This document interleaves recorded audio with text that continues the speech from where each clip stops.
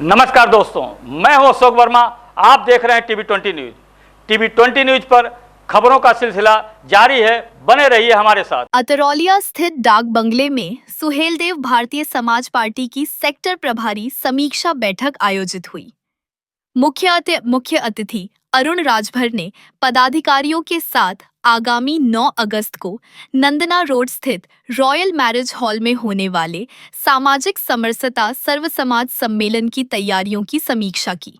उन्होंने कहा कि सम्मेलन को लेकर कार्यकर्ताओं और जनता में भारी उत्साह हुआ नेक है। बैठक के बाद आयोजित जन सुनवाई में आजमगढ़ सहित अंबेडकर नगर, जौनपुर, देवरिया, बलिया और गाजीपुर से पहुंचे लोगों की थाना, तहसील, अस्पताल, जमीन और पेंशन से जुड़ी समस्याएं सुनी गईं।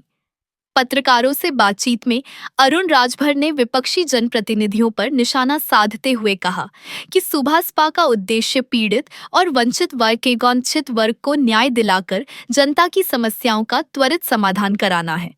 सर, आज ये निरीक्षण भवन में किस चीज़ का मीटिंग किया गया, क्या चीज़ की बैठक किया गया? देखिए, आगामी 9 तारीख को सुहेलदेव भारतीय समाज पार्टी सामाजिक समरसता सर्व समाज सम्मेलन पटेल चौक के आगे नंदना रोड पर रॉयल मैरिज हॉल में एक कार्यक्रम का आयोजन किया है।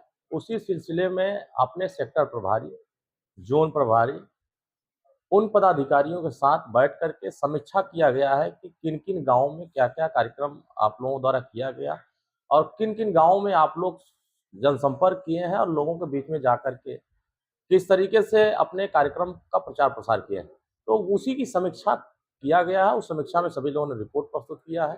अब उस आधार पर आगे की रणनीति जो बनानी थी कार्यक्रम को लेकर के, वो सब रणनीति आज बनाई गई है। भविष्य में उस कार्यक्रम को ऐतिहासिक बनाने के लिए हमारे सभी कार्यकर्ता पूरी ताकत के साथ लगे। कितने लोग आने की अनुमान है? देखिए, उसमें आने के लिए तो हमने लिमिट किया हुआ है कि जो हमारे पदाधिकारी हैं, बूथ के हैं, सेक्टर के हैं और हमारे जो सामाजिक संगठन के जो पदाधिकारी हैं, उन्हीं की उपस्थिति उसमें होनी है।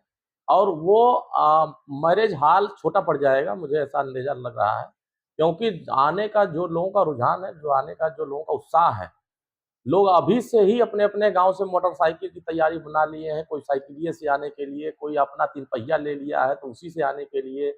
लोग कह रहे हैं कि बस डेट आने दीजिए, उस डेट पर हम सब लोग उपस्थित होकर के कार्यक्रम को सफल बनाने का काम करेंगे। सर, निरीक्षण भवन में देखा गया, जन सुनवाई भी किया गया, काफ़ी महिलाएं भी आई थी, काफ़ी पुरुष जो अपनी समस्या को लेकर आए थे। क्या उनका क्या निराकरण? देखिए, ये सभी लोग दुखी लोग हैं, पीड़ित लोग हैं, परेशान लोग हैं, जिनको इन्होंने 5 साल के लिए अपना जनप्रतिनिधि बनाया, चाहे वो ब्लॉक प्रमुख बनाया हो, विधायक बनाया हो, सांसद बनाया हो, उन लोगों को जनता से कोई मतलब नहीं है। जनता से मतलब तब होता है जब वोट का समय आता है, तो वो जनता के बीच में जाकर के हाथ जोड़ते हैं कि मेरे को मदद करिए, मैं आपकी रक्षा करने के लिए आया।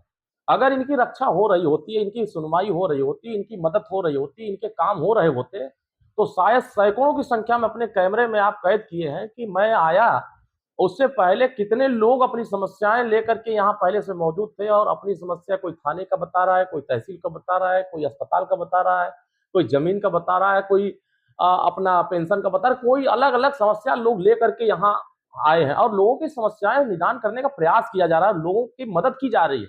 भारी संख्या में लोग इसीलिए न तो माननीय अरुण राजभर यहाँ न विधायक है, न सांसद है, न प्रधान है, न महाप्रधान है, कोई कुछ पद पर। मैं एक सामान्य कार्यकर्ता हूँ और यहाँ लोग आते हैं, उनकी मदद करते हैं, उनकी मदद करके उनके काम को कराने का प्रयास करते हैं और काम होता है तो लोग पूरी उम्मीद के साथ, पूरे खुश होकर के उत्साह के साथ यहाँ से जाते हैं। तो वो लोगों का प्रेम है कि यह डाक बंगला इसीलिए बनाया गया था कि यहाँ सामान्य भी, एक आम आदमी भी यहाँ आएगा और अपनी समस्या हमसे बताएगा और उसकी समस्या का समाधान अरुण राजभर कराएगा। सर, कप्तानगंज, अरौला, अररिया तो छोड़िए, कप्तानगंज, अरौला से भी सब आ रहे हैं, क्या जिले से कहीं से भी देखा जा रहा है? ये जिला छोड़ दीजिए, इस आजमगढ़ जिले से तो लोग आ ही रहे हैं, अंबेडकर नगर से आ रहे हैं, जौनपुर से लोग आ जा रहे हैं, बगल के जिला देवरिया से आ रहे हैं, बलिया से भी लोग चले आ रहे हैं, गाजीपुर से लोग चले आ रहे हैं, कई जनपद से लोग यहाँ आ रहे हैं।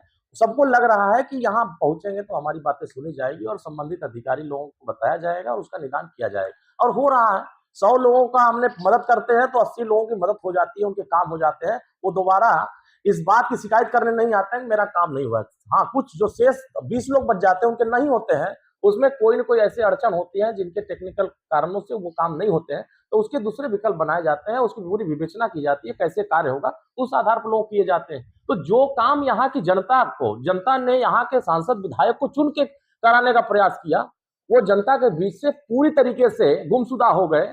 जनता का आशीर्वाद सिर्फ वोट के समय लेते हैं, चुनाव के समय आते हैं, लेते 15 दिन, 5 साल में 15 दिन की राजनीति करने वाले लोग अब जनता के बीच में भटक रहे हैं और ये बता रहे हैं कि हम आपकी रक्षा करेंगे।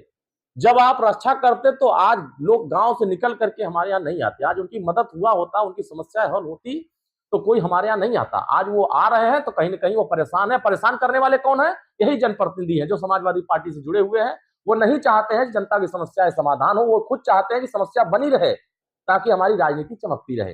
अब वो अपनी राजनीति के चक्कर में जनता की समस्या बना के रखे हैं। अगर समस्या का समाधान होता तो सिकंदरपुर नरियाव मार्ग 15 साल से समस्या बन के नहीं रहता।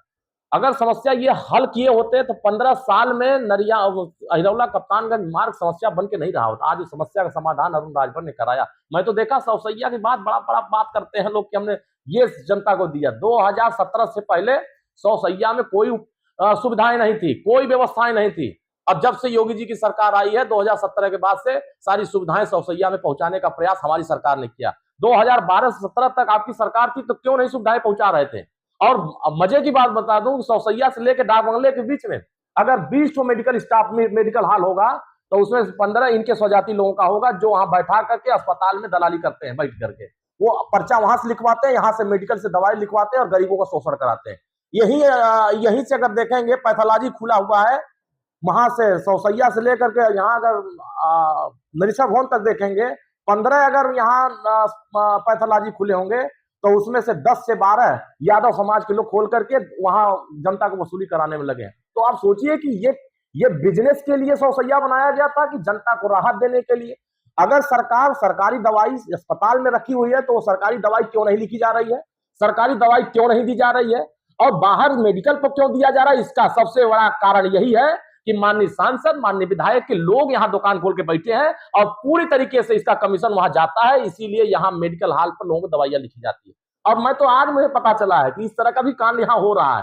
तो अब तो उन लोगों को भी बताना होगा कि आखिर ये सौसैया का इस्तेमाल इसीलिए बनाया गया था कि गरीबों को शोषण करना है या उनको इंसाफ दिलाना है। अब तो इंसाफ के लिए तो जनता खुद चिल्ला रही है कि हम तो इंसाफ के लिए अब मुझे रास्ता मिला है, अब यहाँ परिवर्तन करेंगे और सारी बिगड़ी हुई सड़ी हुई व्यवस्था को दुरुस्त करके सही व्यवस्था देने का काम किया जाएगा और जनता को राहत मिलने का काम किया जाएगा।